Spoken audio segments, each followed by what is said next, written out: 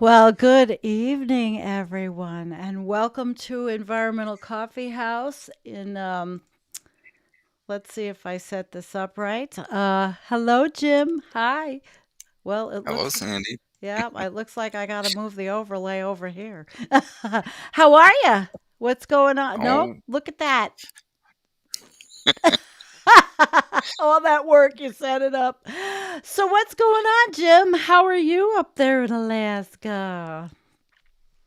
man, really not much exciting going on up here. I mean, Fairbanks is 365 miles north of Anchorage, so we escaped the major snow dumpage that video showed, and we had kind of a return to, for lack of a better way of saying this, more traditional temperatures.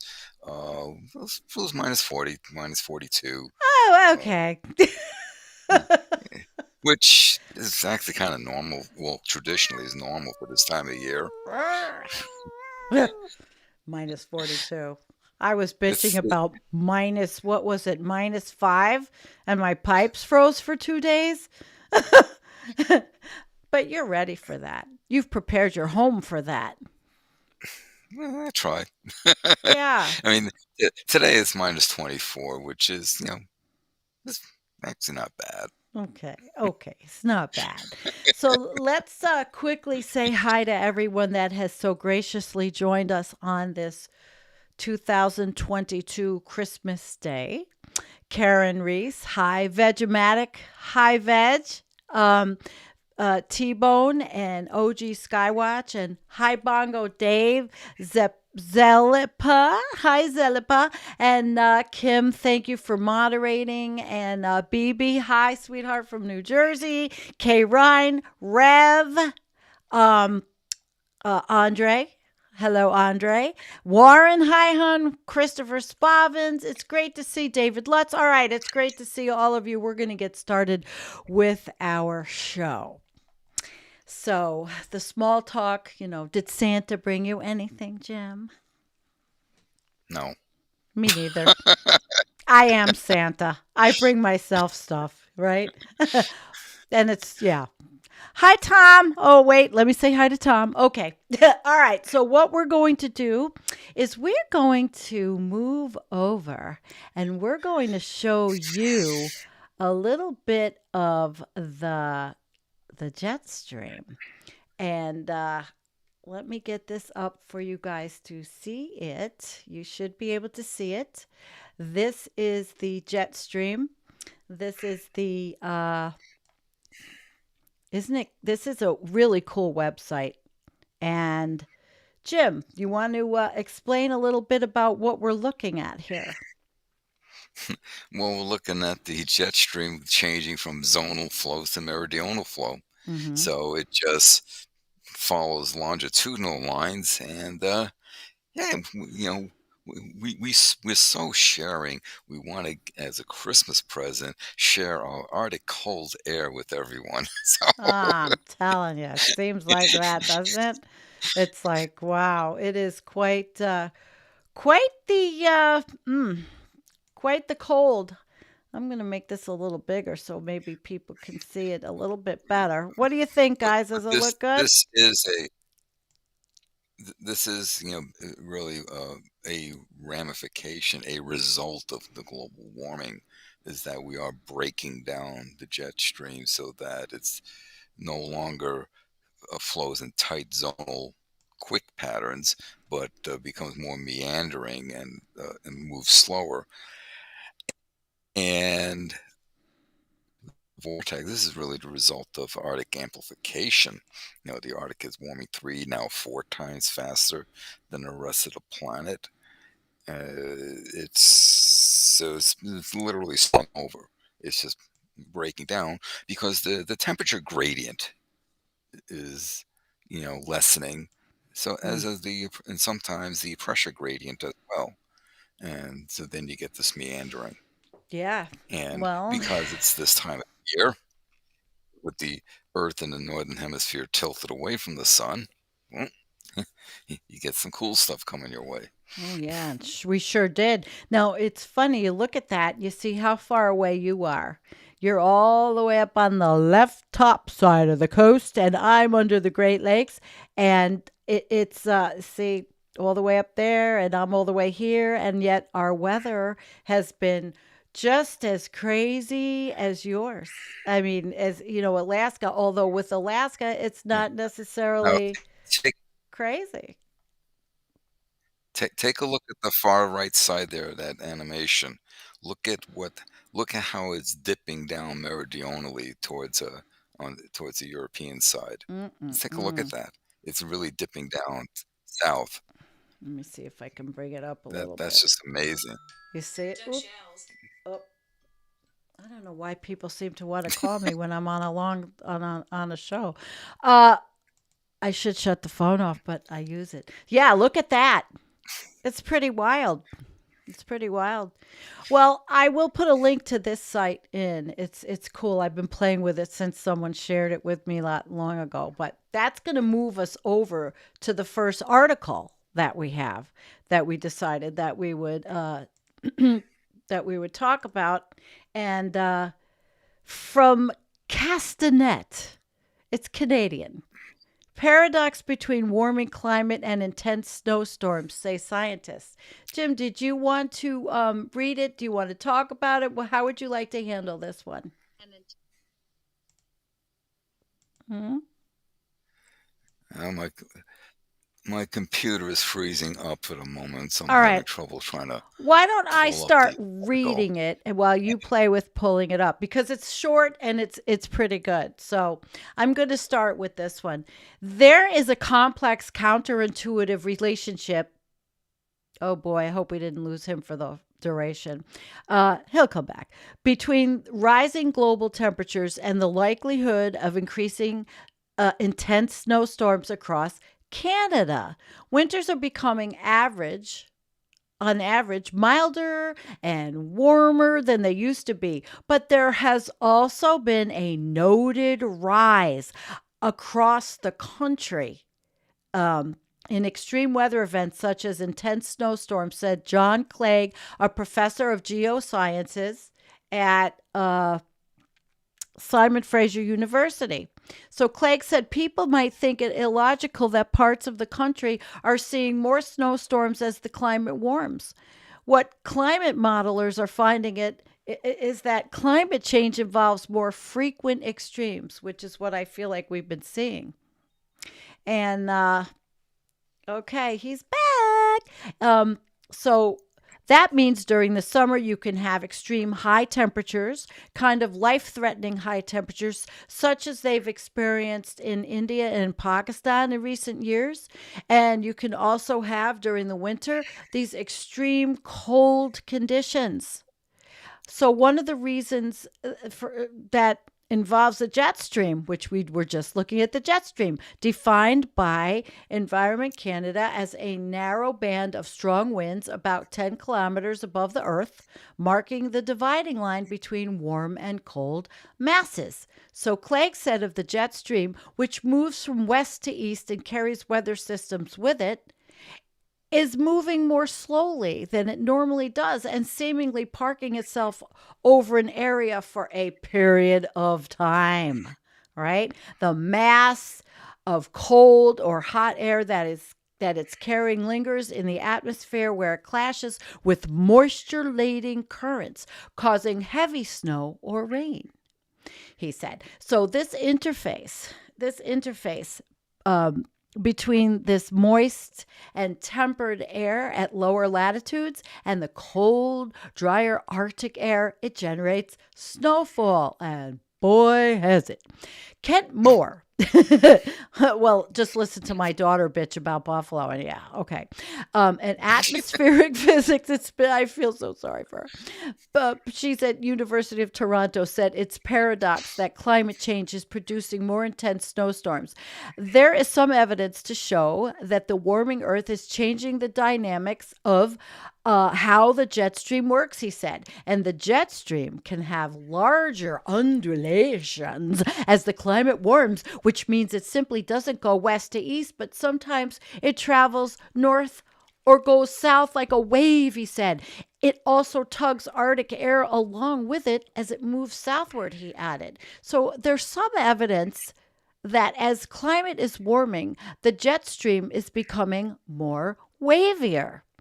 Well, the interplay between diminishing sea ice and a fast warming Arctic, reducing the temperature gradient from the southern tip of the country uh, to the north, he said, and a waiver or weakened jet stream is bringing Arctic air south, creating these intense snowstorms. So, oceans on either coast, and this is where Jim, you'll talk about it. Oceans on either coast also play a role because the warming climate produces more evaporation of water, Moore said. That means that there's more water vapor in the atmosphere, which means that there's more snow as well because of that. Blair Feltmate, head of the Intact Center on Climate Adaptation at the University of Waterloo, said warmer air holds more oyster, moo, oysters, holds more oysters than now I lost my place, holds more moisture and has more heat energy than does colder air. That often results in severe precipitation in the form of more rain in the summer and snow blasts in the winter. So global average temperatures have increased by about 1.1 C to 1.2 C over the past century, he said, adding that Canada has warmed up even more. That's foreboding as hell. The southern half of Canada has been warming around 2 times the global average. Oh my God. That's scary. Boom, boom, boom, boom. The northern half, meanwhile, has been heating up 3 times faster. This is creating atypical or non-typical weather in different areas of the country. It's not just that we might have more snowfall as we are seeing now. We could have extreme cold snaps as well. Feltmate said that the intensity of the top 1% of precip events that occur in a single year has increased over the last 6 decades by about 37% toward the western end of the Great Lakes and 72% toward the east. Yeah. Moore, who has studied snowfall in the Toronto region, said that the amount of accumulation over a typical winter is becoming smaller while the volume of rain is increasing. That doesn't mean you can't have a really, really intense storm that dumps a ton of snow in just a few days. That can still happen, even though in the long term the trend is towards less snow. So Feltmate said the symphony of winter storms from Vancouver to Toronto and the Maritimes can be attributed to climate change. He used a baseball analogy to illustrate the link between climate change and recent severe weather events, the heat dome, atmospheric rivers, post-tropical storm Fiona, and mammoth snowstorms. It's a little bit like saying you have a baseball player who's gone on steroids. And all of a sudden, that baseball player starts to hit 5 times as many home runs, Feltmate said. You can't say that any single home run is due to the steroids, but if he or she is hitting 5 times as many home runs, then you can pretty much say cause and effect is going on between taking the steroids and hitting the home runs. With climate change, we have extreme weather on steroids, and the steroids are here to stay. That was good. Holy shit. Jim, take it away. Let's talk about this. And I use Canada because Canada's in between you and me, really. Really, it is. Well, just about every point in that article are things that I have been discussing for years over on my channel. Um, you get these climate deniers who say, well, look at all that snow. It's not global warming. Well, Oh my actually, it God. is. I want to just It is strangle them. because, as the article stated, the oceans are staying ice free, and that contributes to some of the precipitation events we have going on in Alaska. Um, I'll get more to that in a bit. But so it can suck up the moisture from the ocean, as indicated in the article. The air is warmer. Warmer air can hold more moisture, Mm-hmm. and for every approximate 1 degree increase, uh, uh, in air temperature, it can hold 7% more moisture, and that moisture is going to return to the earth in Mm. one form or another. Um, so why is it all snow? Well, because the northern hemisphere, we're tilted away from the sun. It's a little cooler. You still can't escape physics. So, Well, I mean, if this was summertime, we'd be talking about precipitation rain bombs. So yeah, we it's, would. you have to look at the time of the year, the tilt of the axis, and so forth. But what we have going on here is that one of the effects of climate change, in addition to the jet stream, which we started off the program tonight with, Mhm. is that you're going to see these wild swings in weather. You're going to get, one day it's 18 Fahrenheit. It dumps 3 feet of snow, and then 2 days later it's 58 degrees and all that shit Yeah, melts. yeah, It's just like it's you, crazy. you're going to see you're going to see these wild swings, and you can relate that to the jet stream moving air masses around. And we talked about the jet stream, that the temperature and pressure gradient is weakening. It's not as strong, so therefore you're going to get the meandering jet stream, and it's going to go slower. And it goes slower. I mean, think about when was it Harvey parked itself over Texas and just Yes, kept pissing away on Houston. yes, It was a classic example of the jet stream just slowed down to a crawl or to a stop, and it just sat there. just sat there. Bring the moisture from the Gulf and put it on the land. Oh So my God. we're seeing all these kind of things. What was not mentioned with the Anchorage storm was what was happening in Northwest Alaska and on the North Coast. They were we probably everyone covered the storm, the massive storm that hit uh, during a few months back. They got hit again. They got Yeah, they got crazy storm surges and stuff like that, and so they got a pummeled as well. Another, here in Alaska, and I've got a video coming out. I got to edit the thing yet, but okay, a study is shown that maybe I already posted it. I might have already posted it. I did a video, or soon will, okay. of a study that says that by the end of the century, there's basically going to be no more snowfall in the Arctic.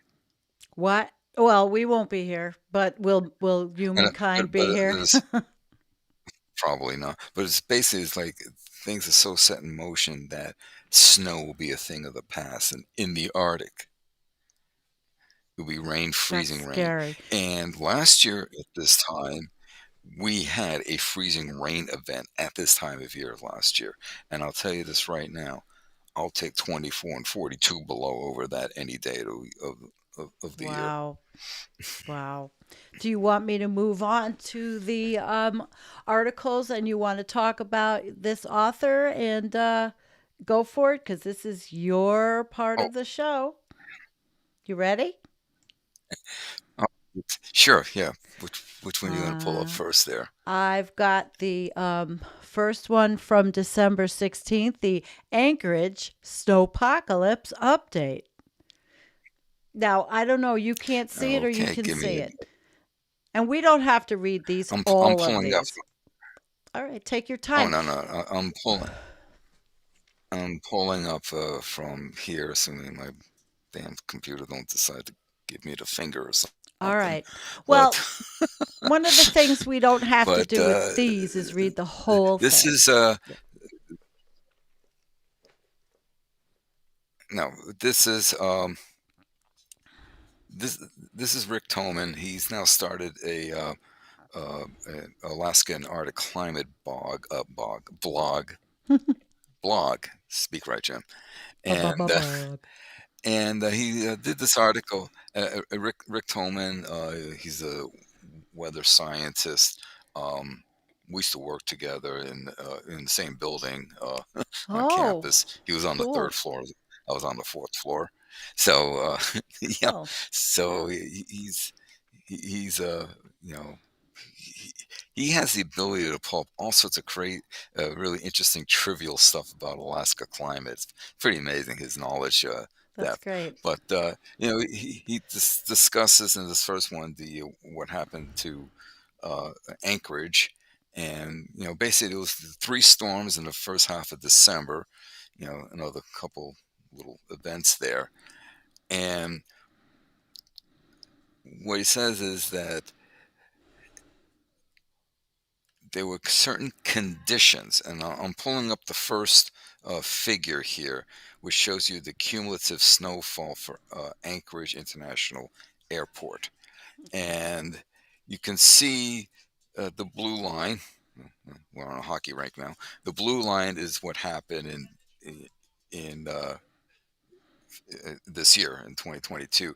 And you Mm-hmm. can just see how it just went boink. You just Mm-hmm. shot up there with those. You can see the first storms here, 1, 2, and 3. It went Storm 1, boink. December 6th to 7, and then the Mm. 11th, and then the 4th. And you can see, how many inch snowfall it added to that. It's Mm. it's quite dramatic, and this whatever we call that color line there, you can Gold. see how that compares to that gold. Yeah, Okay, you say look so. at it. I can't really tell, That's okay. I can. but you can see how it compares. It, it's definitely way above average, and he goes on and says, okay, so the question is why the repeated heavy snow. And they said there are a number of factors that have to come together. One, temperatures are low enough, there's sufficient moisture through the lower middle atmosphere, and most critical this time of year are wind directions aloft. That's the key point. If you have the right wind directions, then you create basically a perfect storm, and all these conditions will come together. And there's a reason why it's called the Anchorage Bowl area, but it Oh, basically will just dump. And when you have the right orientation of the wind, with how the winds move from off the ocean to the ocean, across the mountains blocking what have you, you will get such conditions. and this is So what there's we a narrow, saw in yeah, Anchorage. basically Yeah. what we show, yeah. And then you get the right wind conditions, and you can have the situation that they had there. The storm tracked from Kodiak Island, which is out in the Gulf of Alaska, uh, you know, to just south of Seward. This is a classic track for heavy snow in Anchorage. Storms that track much farther north or west produce too much flow across the Chugach Mountains, which basically removes any moisture before it can reach the Anchorage area. Mm. And so the wind direction allowed for that. And figure two uh, kind of shows the fronts and how it all came together. And This you one can, or this one? The other let's one. see, Was it this one? figure two. Figure two. Figure Let two. me, Okay, here we are. Figure two. Yep. Oh, look at this one. This is a really intricate one. And it shows you the gale force and the heavy freezing spray and the different areas. Wow. Wow. well, okay, you see all the different, the fronts, the occluded, the blue of the cold front, the red of the warm front. You got some Yep. occluded front, but look at the over Anchorage. You see the ISO bars. It's Mm-hmm. centered right on Anchorage. The isobar is centered right on Anchorage, and you can see the airflow just brought it right there. It just is zeroed in. Right here. Where am I? I've lost you.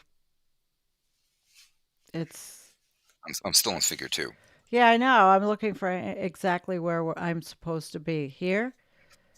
Is this what we're looking at? This where I've got it circled? Look at that. Okay, if you look in the center of the figure there, you see a number 981.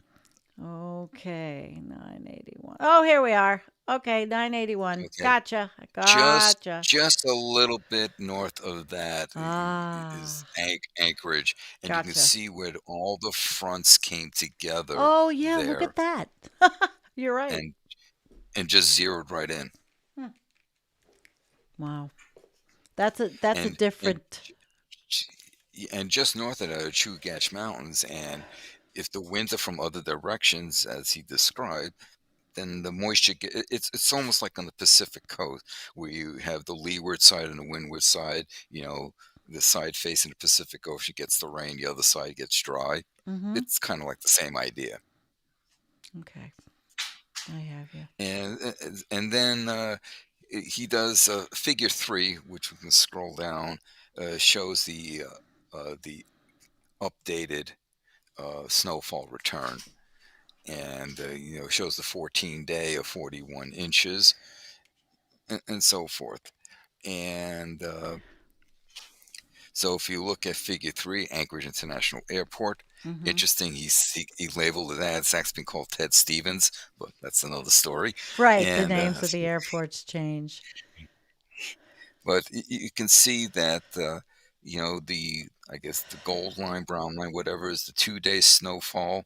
Then the red is the 7, and the blue is the 14, and the purple is the 31, and Mm. it's going over typically for over years and how many inches, and then the accumulation, and you can see how this is so much more Mm. than what happened. Uh, it's just so much more.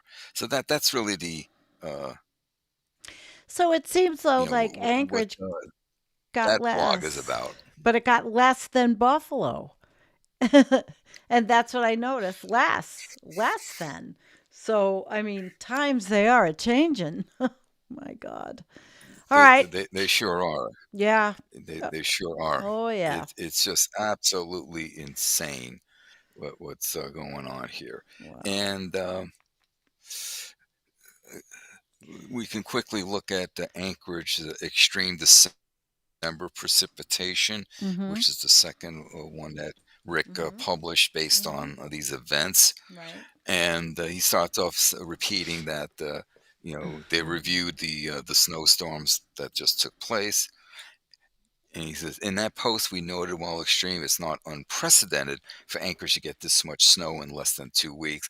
However, the liquid equivalent of the snow was truly off the charts. That's basically a water equivalence, how much snow actually becomes liquid, of your Wow. snowfall. Like, for example, if you look at the snow in Anchorage, it has a higher moisture content, Okay. so when it melts down, it will be like has a higher water content. If you get the snow in Fairbanks, it's so dry. Sometimes you can just go like that, and just blows away like like Wow. a dandelion. I No mean, kidding. so the moisture content is considerably less. So that if you melt it down, you have scant water equivalent. So it's like the dry light snow versus the wet heavy snow that you get like from lake effects. Yeah. So Yeah. Uh-huh. so Anchorage tends to have wetter, heavier snow than does Fairbanks or the interior. So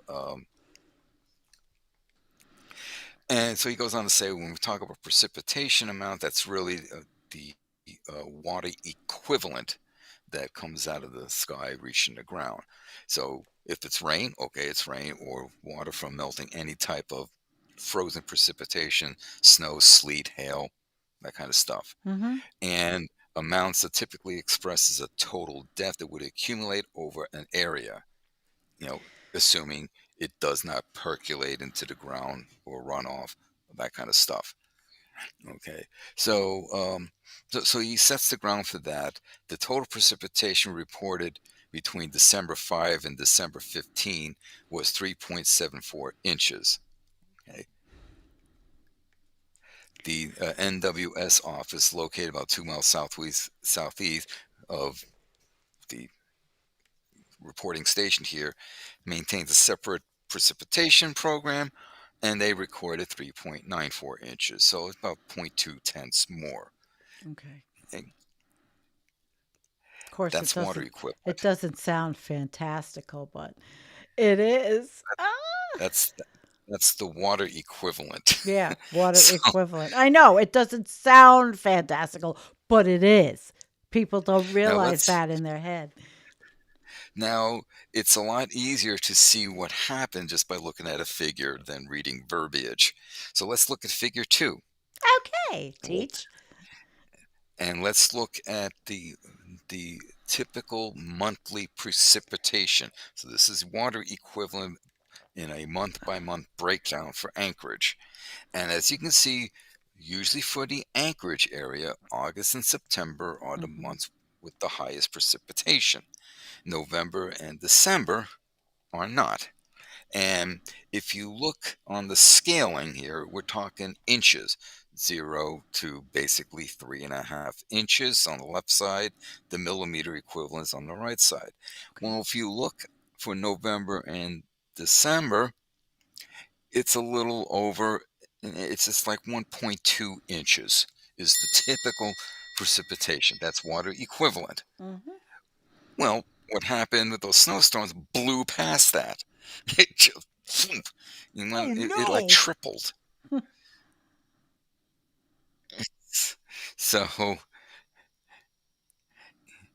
and he goes on to say, while 3 points, 3.75 inches in 2 weeks would be unusual any time of year, it's really the occurrence outside of the wet season that makes this so remarkable. Right. Basically, for Anchorage, August, September are the wet season.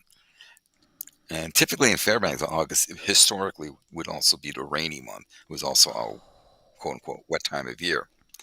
This is already the highest precipitation total for December, and in fact higher than any other winter or spring month. Wow. Oh So wow. figure 3 plots the maximum 10-day precipitation, and let's take a look at figure 3. Mm. Now look at 2022 is right at the very end, and look how that baby just skyrockets. It does. Look at it. Wow. Oh, why is it everything's always where we live now, in the age we live now, we're on the up end of everything. Oh my God. So in reality, Yeah. this is really the essence of this second of a blog that Rick posted, Hmm. but it shows it right there how these events that these storms that took place in December in Anchorage was an extremely rare event, and it's extremely unprecedented. Jim, I have a question. So when they say rare, and in Buffalo they're saying once in a generation. They used to say once in a thousand years. Now they say once in a generation. I'm just wondering if all these terms are just really moot. To actually even Well, put it, well, quantify it at all anymore. they actually calculate probabilities. In fact, Okay. Rick actually said that this was a once in a 3,000 year event. All right. So Okay. they actually go and calculate probabilities. It's not just hyperbole or rhetoric, but in a lot of cases they do calculate the probabilities of what is the probability of this event taking place, Okay. I don't know and then about you calculate, Buffalo. and then you take the then you do the calculations. But yeah, no, yeah, I read somewhere where Rick basically mentioned that yeah, this is like a 1 in 3,000 year event. So, yeah, it's just like What yeehaw. happens? What happens when they happen more? They Well, forget it. that's Yeah. just it. Yeah. That's just it. I mean, and that's the other take home. Uh, you know, message is that such events are occurring on a much higher, faster rate and scale. And just like we talk, you've heard me talk numerous times about the rate of change. Mhm. Yep. Well, we're changing the rate of change here, and if you're changing the rate of change, things that associated with it, the rate of change of temperature means the rate of change of precipitation events and the rate of change of precipitation amounts, and etc., etc. Yeah. So there's everything that gets tied with it. It's not just about temperatures. It's about everything else that's associated with the climate system. It's scary. Everything that's associated with climate systems is scary. Well, now, yeah. All right. And just So, to we can look at the third one, yeah, let's Alaska's look at the wild third one. winter solstice week, which this is yeah. Rick has a penchant a penchant for saying the understated. It's been a very eventful December weather. Oh, yes. He's uh, very good at the understatements. He's a really cool. He, he's he, he's a really cool guy.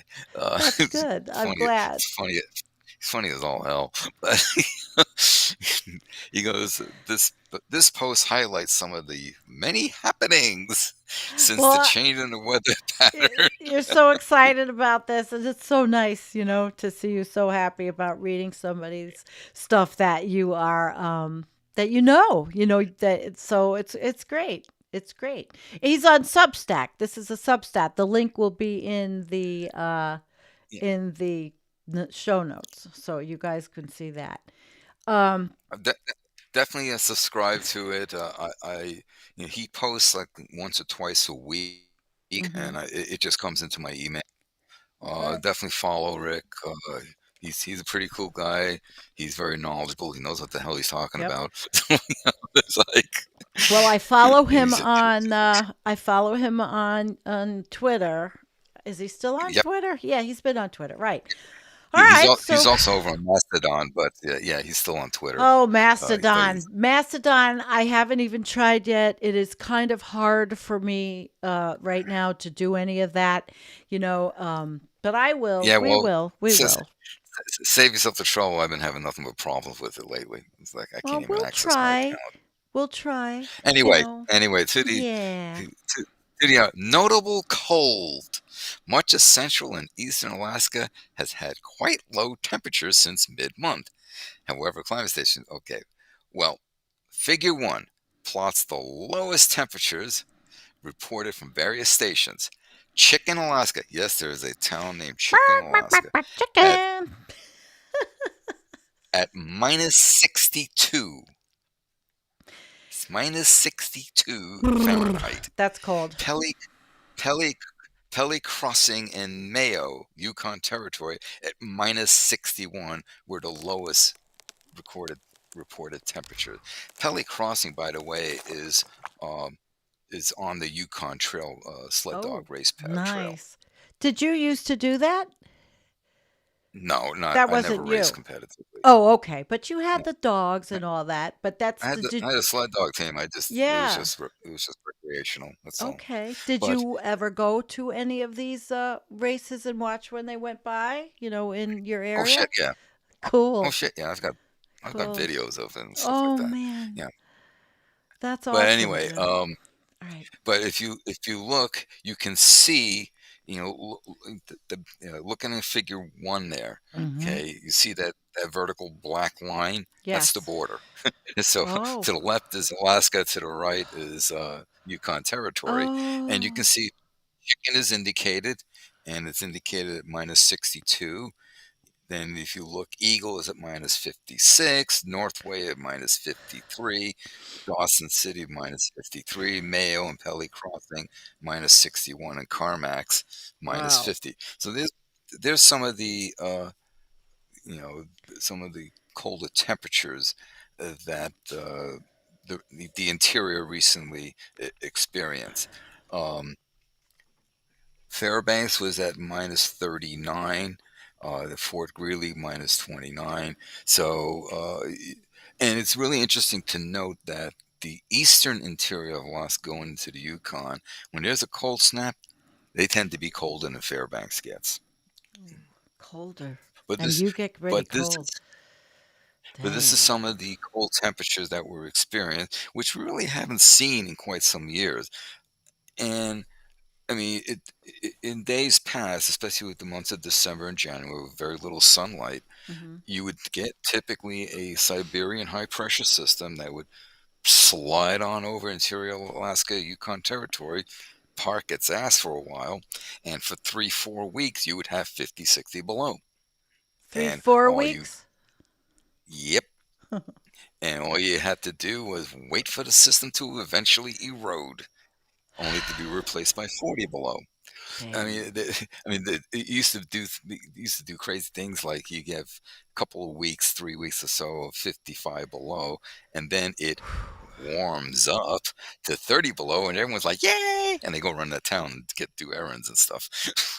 It's just like, Oh god. And here I was like miserable because it was -5 Fahrenheit and having no water for 2 days, and then I was thinking about you too, how you built your house to withstand that kind of problem, but you have to truck water in because you cannot have the water lines like I have because of just what happened to me, right? The well, freeze? I mean, I'm over. I think my land is discontinued permafrost, so there's Oh, no guarantee of hitting a well, okay. an aquifer, anything like that. And so it's also less expensive. I would have, to drill. If you have to go 300, 400 feet deep, you're talking a Yeah. hundred, $200,000. It's just like, well, I don't have that kind of Woo! money. That's So, insane. Yeah. so it's Yeah. just easier to haul the water in. I think so. For that kind of money, yes, and it keeps you in shape, keeps you something to do. Like me going to the dump with my garbage. I could have some guy around here with a truck come and get my garbage and want to charge me like 20 something dollars a week. I'm like, forget it. I'll bring my garbage to the dump myself. I'm not going to do that. So, yeah, I understand. Only yours is a little bit more. You have to live with that water. Water is life. Yes. And this article, he discusses, strong winds and, like over 70 miles per hour, which, by the way, is hurricane force winds, Yeah. uh, you know, over in western Alaska, for example, Cold Bay, the lower Alaska Peninsula. And he describes some of that. Then he said, you're going to be linking his, so people can go and read this at their own Yes, of leisure here. course. The Uh, links it, are in. it's Yeah. a, it's a lot of, but here's the thing I want to point out. The same basic weather pattern that brought cold to eastern Alaska and Yukon also supported persistently warmer than normal conditions to much of far western and southwest Alaska, such that they had flooding rains. Mm, This is in December. mhm. Persistent southeast winds aloft brought repeated pulses of high moisture content into the eastern Aleutian, resulting in flooding rains at Unalaska. Where That's the was actual this? place named The after. flooding Uh, rains part? Yeah, here Mountain, it is. yeah. Wow. While there are Wow. significant gaps, blah blah blah. Flooding rains. Now here's the biggie: the lack of sea ice in the northern Bering Sea. In the northern Bering Sea, repeated Scary. In northern Bering Sea, repeated storminess in November and early December kept sea ice growth slow. Early December total ice extent in the Bering Sea was near the lowest on record. Oh my God. Regional climate impacts of the lack of ice can be seen in Figure 2, which plots the daily temperature departure from normal since October 1 at Nome and Sabunga on St. Lawrence Island in the bottom. So if we look at Figure 2, all the Mhm. red and blue lines there, Mhm. you can see the departures. Okay. And there's a lot of red there. Yeah. So it's a lot Yes, of it is. warminess going on. Warminess. Because the oceans didn't freeze, you have warmer oceans. The heat's diffusing to the atmosphere, and it's giving Oh. warm moisture to the atmosphere. And hey, let's return it as rain. And that's a lot. Is a direct consequence. This is a direct consequence of what's going on. Jesus Christ. You know, that as the sea ice disappears, you start seeing all this ramification, not only up here in the Arctic region, but in the mid-latitude regions, because we know that what happens in the Arctic doesn't stay in the Arctic. Right? Totally. The total term. What happens, we've been saying this for how long, that term. What happens in the Arctic doesn't stay in the Arctic. And so many people go, duh, what, huh? I get so frustrated at that. Wow. This is good stuff. I like But his that's writing. no, that's really the the essence of those three posts of that Rick published. Uh, is what's going on here? Well, you have the sea ice is not there, so you have moisture, and then you have the warming of the Arctic. It's affecting the jet stream. It's cold air because of the time of year, but it pulls down, Mm. and you guys get dumped on. Yeah, I sure. Well, yeah, yeah. Well, I want to ask Oh, you by the way, guys. Oh, this is a yes. beautiful photo. It's the sun. Isn't it? It's a sunrise on Solstice Day. And do you Gorgeous. see any ice? It looks like nothing. Maybe a little bit of something on the water. I mean, on the beach, but not really. No. There's no Oh this. my This is the God. this is the Bering Sea. This is the Bering Sea. Wow. Wow. There's no ice Wow. on solstice. On solstice. And that's a typical thing. Wow. Well, listen, That's supposed to chatters. be ice. Yeah, chatters, questions. If you have a question, put a Q and we will. Here's one. I've got one for you, Jim, already.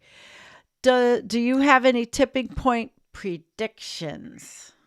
Thank you, OG Skywatch. Predictions. I know we don't make a lot on this channel, but Jim, take it away. What do you think?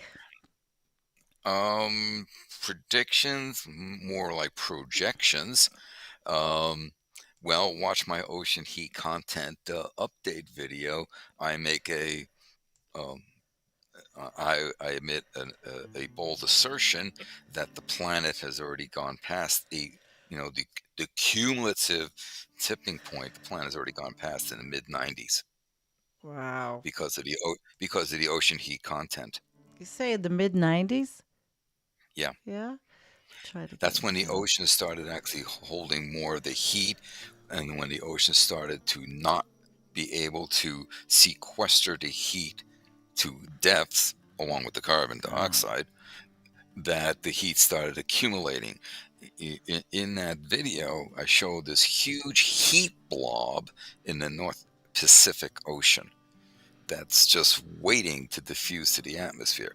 Now, part of that flows into the Arctic Ocean through the Bering. Oh. And you have a situation like this photo here, where there's supposed to be sea ice at this time of year. You can go paddle your canoe. Mm. This is a beautiful photo, though. It really is. It is. Unlike the one I have from. Let me see if I can pull it up. The one I have from Erie. I have a couple of them. Let's see if it'll. I don't know if it'll. Yeah, there it is. That's the ice house. That's a restaurant that's very popular on Lake Erie, and it is called Hoax, and it is completely full of ice. I've never seen it like that before. It usually does close in the winter, but it never looked like that before. It's crazy. It's crazy. Oh God! So I just wanted to show you the ice house. Oh, and I do have a little cutie. Anybody? Here. We're taking a break. He knows when you are smoking, and he knows when you are baked. Sorry, guys, we had to do a little one there. That's our holiday uh, uh, contribution, and I have one more. He's trimming the buds. He's checking them twice. We're gonna get high, and it's gonna be nice. All right, Jim. I'm sorry. That's my contribution to the channel. All right, guys, where's the cues? I don't see the cue. Up, here's another one. OG Skywatch, you are the man. I think, man or woman with the questions. What kind of disasters are you projecting in the next 5 years? All right, come on, scare us. Oh shit, scare us, Jim, please, scare us. S- Snow bombs, rain bombs, precipitation bombs, wild swings in temperature, wild swings, increased windiness, um, Like here. increased Hmm. drought conditions. Wet areas get wetter, dry areas get drier. Um, it, it's just starting. This shit is just starting, and it's only going to get worse. And this whole notion of oh, we've only won 1.2. Well, if you look at the 1750 baseline, Right. it's more like anywhere from 1.35 to 1.6 already. Yeah, So, you know, trying to say, we want to keep it under 1.5. Well, that's good luck with scary. that. It ain't going to happen. You can't argue with physics. And by the way, I did a two-part video series of two videos, really, of looking at the interactions among the tipping elements Mm-hmm. and what that means to the climate. And it's a research that was done by the PIK group out of Potsdam, Germany, Mm-hmm. and they use a different. They don't use the RCP model. They got their own Oh, stuff from going on. That's based on IPCC. data. Mm-hmm. Yeah, they got their own stuff there. And in their modeling, they do a whole bunch of projections, and they conclude that an increase of 1.3 C is enough to start creating total chaos in the weather system. We are starting to see that now Yes, we because, are. hey, wait a second, we're already warmer than 1.2. This because they keep Yeah. IPCC keeps changing, moving the goalpost. We're already Mm-hmm. warmer than 1.2. So we're already past 1.3 and we're seeing it. So what we're seeing is actually supports the PIK projections. And we're going to see a lot more of chaotic weather as I the believe climate it. is. We have so I believe it. destabilized the planet. We have destabilized the planet, and the planet is trying to find this new equilibrium state. But Mm-hmm. because of the continual perturbations, Yeah. it can't settle in on a new equilibrium state. So you get the crazy shit that we've got going on.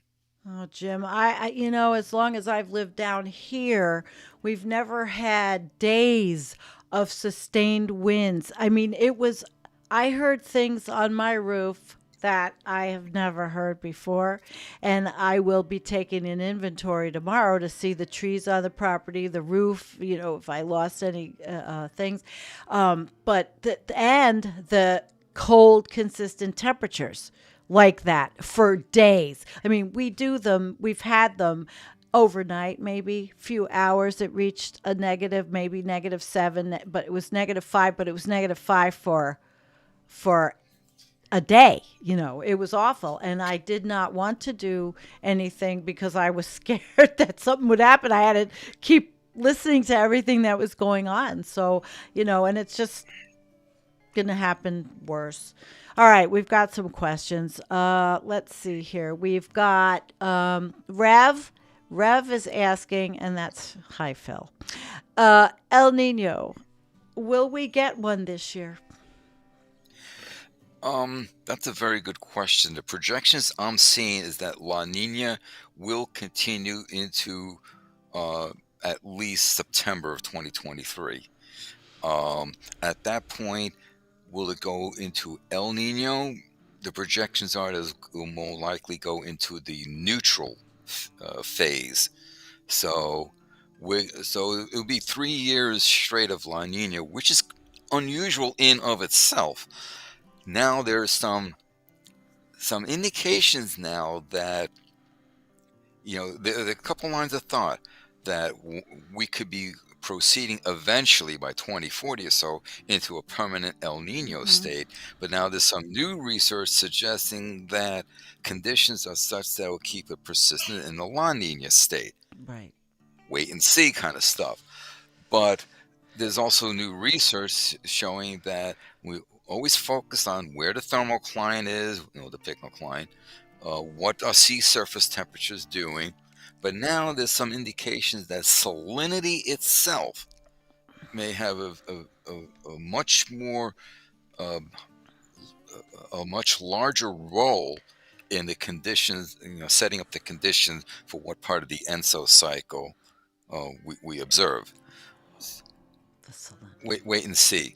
Yeah. And, if the pycnocline slash thermocline stays depressed, we keep in the cold water, you know, in the surface there, you're Mm-hmm. going to get the La Nina situation. Now, La Nina means drought for the U.S., especially for the western U.S. Which we've So that's not seen. good. It's been awful already. We- It's horrible. I mean, look at, We've been seeing that for yeah. how many years already? Yeah, Yeah, and exactly. there's So no water in Lake Mead, or if it's very little. It's it's, oh my God. they're now talking that the Colorado River. Oh, don't freeze yet. We're not over yet. We were now talking that the Colorado River, Jim, go back out and come back in if you have to. All right, we're gonna wait and see if he straightens up. We had a couple of more questions, which probably I can't answer, but I will look at. I think we already asked the tipping point one. Jim, come back out and come back in, out and in, out and in. All right, hang on, guys. This is, he's in Alaska and I am here, and I'm going to end him and have him come back in, and hopefully he will. All right, see, I told you he would. All right, guess what? He should be coming in now. Where are you, Jim? Hang on a second, guys. Hang on. He'll try. That's the beauty of live. Anyway, we have the questions. We answered the one. I believe it was the predictions, right? The tipping point predictions. So we'll take that one out. Gosh, I hope he can come back in. I know he has problems up there with his internet. Let's see. We have another one. How many years until the cost of storm damage outweighs the cost of actually attempting a solution? That's a good question. I think that in what I'm thinking in my experience here with this, how many years until the cost? I do think the costs are becoming prohibitive, and I'm just scared to know what the solutions are going to be that they're going to pick. That's what I'm scared of. Yeah, but we'll wait until he comes back. I'm sure he's going to come back. Let me see if he's trying to get in touch with me. Let's see. Jim. This has been a good show. I always learn when I'm with Jim. I'm going to tell him to come back in. Come back. I hope he's not. Up there, he's got iffy internet, and I understand that. We all, the beauty of live. All right, we had more questions. Well, here's a comment from Dwayne. Dwayne, your fear now is summer and getting above 110 in Oregon. And let me do this. I'm getting above 110 in Oregon. That's too damn hot, and we're screwed if the electricity fails. There's a lot of these things to take into consideration, and we just have to follow the science. We have to see the latest research. We have to understand everything and keep on top of it. Because the people that say, oh, this is a hoax and all that, they're going to be the first to be pretty damn shocked. And a lot of them are. So thank you for that one. Well, now that he's not here, let's see. Gary, last winter in Minnesota, we had water temperatures higher at night than in the daytime quite often. Quite often. Is it likely to be related to jet stream undulating. Hmm. Well, we looked at the jet stream. I'm going to bring it up. We looked at it in the first, here we go. Let's see if I can get this. Oh, wait, he's coming back. Okay, we don't have to look at the jet stream because we'll just have him answer. All right, Jim, hang on. I will assign you to guest number one, bring you back. And here About that, is Jim. computer Hi. computer took another major dump. Oh, it's Piece okay. of shit. Everybody understands, hon, especially since you're far away and we know that you have, challenges. All right, we have a few more questions before we end the show. We have 81 wonderful people watching with us. Last winter in Minnesota, we had winter temperatures higher at night than in the daytime. Quite often, is it likely related to jet stream undulating? It's possible. Could also be having inversions. I don't know the exact topography of your particular area, but it's something that happens here in Alaska too. Oftentimes it's like, nighttime it's supposed to get colder. And he's like, oh, look at that. Temperature's going up. Then the sun comes up and the temperature goes down. It's like, huh? So it's because now it's not so much an issue in Minnesota Right. because of the latitude, but right now at this time of year, the sun is barely 5 degrees above the horizon. So what's driving the temperature is not any solar radiative input. It's cloud cover. That's what's going to drive temperature. Cloud Oh, cover, boy. where the air masses are in the direction of the airflow. Does it pull air from the north or from the south? So at this time of year, the solar radiation input does not control temperature in Alaska in the high latitudes. So that's usually an explanation for why sometimes we get counterintuitive temperature ranges during the Mm. day. In Minnesota, it's possible it could be jet streams. You might have to look for other causes for your particular area. All right. Well, I, I had a thought in my head here, and then it just left as fast as it came as I started reading the uh, the chat to see if there's more questions for Jim before we end. It seems like all of you guys are enjoying this. Has the horizon always had desert colors there? Well, I don't know. Who are you asking? Oh boy, somebody that lives in the desert, not up there. I don't think. Uh, Come on, guys. You got questions? All right, here. That's Here's if you talk about the pretty colors. I don't know, maybe air pollution. I I. don't know. Oh, and I do have something I want to mention to you before we go, but I'm glad that Jim talks about us being at over one. Did I read this? Over 1.1 or 1.3 already. I get tired of people talking like we have not already seen the temperature rise. You have something to say to Gary about that? He's happy. Thank you. No, it's because the IPCC keeps moving the goddamn goalposts. Hmm. First it's 1750, and then it's 1850, and it's 1880, 1920. It's like, that's just crap science. You can't keep changing methodology like that. Now, if you want to do a comparative, say, well, how does this particular time period compare to this particular time interval? That's valid. But if Right. you want to talk about, pre-industrial, post-industrial, well, 1750 is what you should be using. Hell, when NASA computes its greenhouse gas index, that they do every year, Yeah, they I use know. 1750 as the baseline. Oh my God. I know. Antonio always gets upset with the baselines. He gets really upset about that. All right, I think I had one that I talked about when you were gone. Question: how many years until the cost of storm damage outweighs the cost of actually attempting a solution? And I said, well, I think it's outweighing, but what kind of solution? What kind of solution? I mean, solar radiation management, and what kind, and there's so many. What do you think, Jim? Oh, we're screwed. Oh, that's yep. WASF? Yeah, okay. I'll tell you what. That gets the we have to do the toilet flush of the day for that one. We're screwed. So let's just flush away the costs. We're just going to So, flush them so, away. so grab a doobie, grab a pint, and sit back and enjoy, right? Yeah, or what is it like Sam says, Sam from Collapse Chronicles, smoke 'em if you got 'em.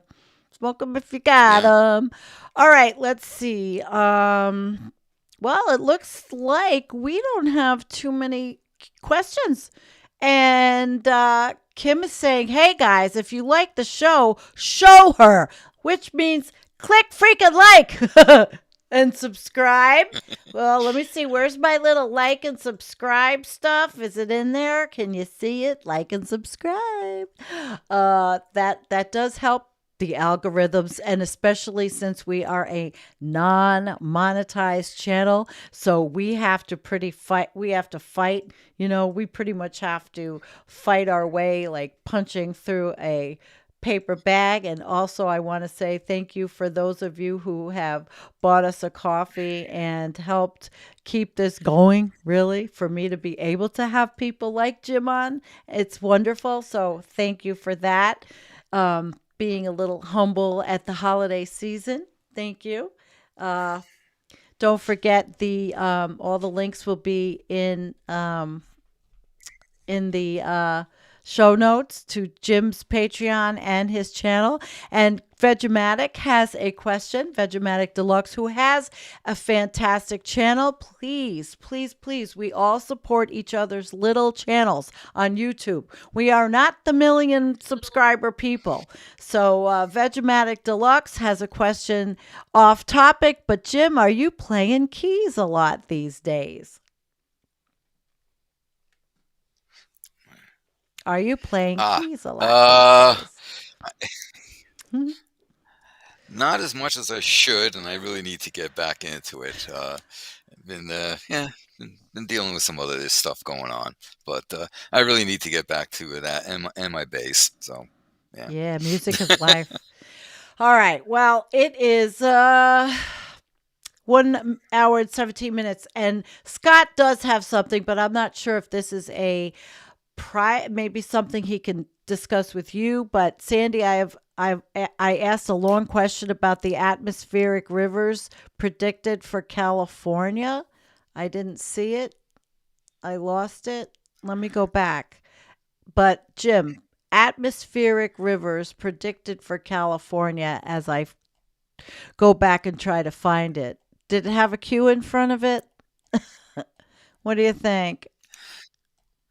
Well, we're now seeing these atmospheric rivers showing up where it's this narrow band of movement, like a river on a continent or something like that. So you have these rivers of air related to the jet stream that are just bringing temperature, precipitation with it. Um, Wait, I think I found to it. California, it's probably coming from, I'm guessing, from the Hawaiian Islands. Sometimes it can aim it towards California, or something aim a little further north to like BC or Alaska, and and we usually get that in Alaska in February, and it brings kind of like a warming spell, and we Hmm. we, we also call it the Pineapple Express. You know, it's just- Well, but I but it found could, it. with Yeah. the changing jet stream, it could direct it towards California, and bring whatever it has with it to California. If it contains moisture, it could, hopefully relieve the drought situation. If it doesn't, well, it's not. But usually these things tend to have, they tend to be warm and moist. It, of course, depends Okay. on their point of origin. Well, Scott's original question was, has anyone heard about the atmospheric rivers forecasted to hit California? It doesn't sound like La Nina to me. It would be separate, a separate phenomenon from ENSO. Even though the location of the Indonesian high pressure will often determine how the sea surface temperatures shake out, that's a different situation from what might be coming towards California. Although, you know, what sea surface temperatures are and the temperature gradient can affect. What you need to keep in mind is that everything is teleconnected. Hmm. You know, you know, the Atlantic multi-decadal oscillation will do something that impacts what ENSO does, or what the Pacific decadal oscillation does may impact what the Arctic oscillation does. Everything is teleconnected. The Hadley cells, all the different atmospheric cells, they all connect. This is a one big complicated system. We try to tease things apart, saying, "Whoa, well, let's look at ENSO." Yeah. But in the broadest sense of things, everything is connected. You do a little tweaking over here, and you're going to get something crazy over there. It's a very Wow. complex system. Absolutely. I agree. Well, guys, listen, it has been a wonderful hour and 21 minutes, and I want to thank you all for coming. Thank you so very much. Jennifer and I are going to have a show on Tuesday night, so we are going to do kind of the continuation of this conversation, and we will be together. Um, that's about all I have, Jim. It's really about all I have. You want to end? You want to say, Well, hope everyone had a enjoyable day today. Whether or not you observe Christmas, either way, hopefully it was you all warm and safe. Especially if you're in the U.S. and have the cold wave bomb nail your asses, what have you. Uh, Texas yeah? did. I heard Texas got pretty cold, like 10 below, some crap like that. It's, so I wonder if Ted Cruz went off the Cancun and That's funny. Well, with that, I'm going to say, everybody, thank Jim, you're funny. Thank you, Jim. Thank you. sound Ted like sound like Cruz. the penguin from Batman. Oh, you're funny. Well, good night, everybody. Good We night, love you. everyone. We love you.